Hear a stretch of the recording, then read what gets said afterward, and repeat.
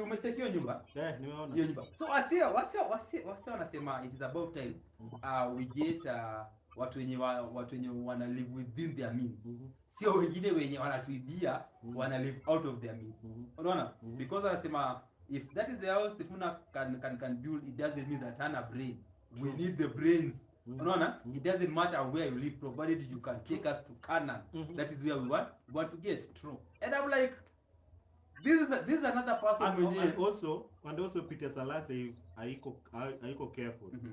Hata yana career yake inakuwa there. Si haiko careful, career yake ishaisha.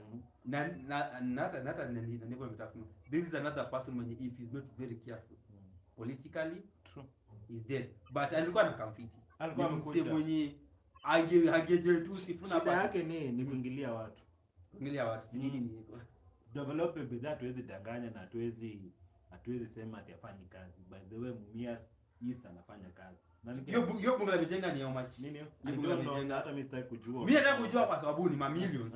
Millions at the end of the day. Na if it is millions na yeye mwenyewe hana hizo millions, how is he? So mimi sasa point yangu ni vile anafanya development. Anafanya development. So mimi alikuwa anakuja vizuri. Hiyo tema kama development anafanya vizuri mpaka for the first time kumekuwa na kaeka hospitali, shule, a lot of things unanipata.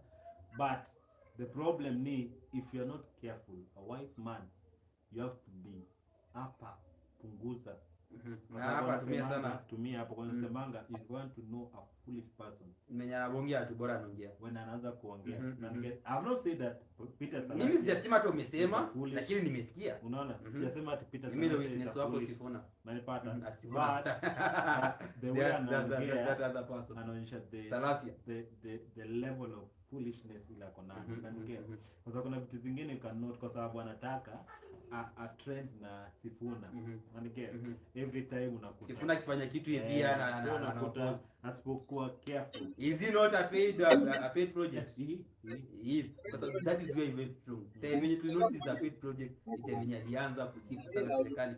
Na he was against it. Kabisa. Ruto akachekia, wewe Sifuna Kenya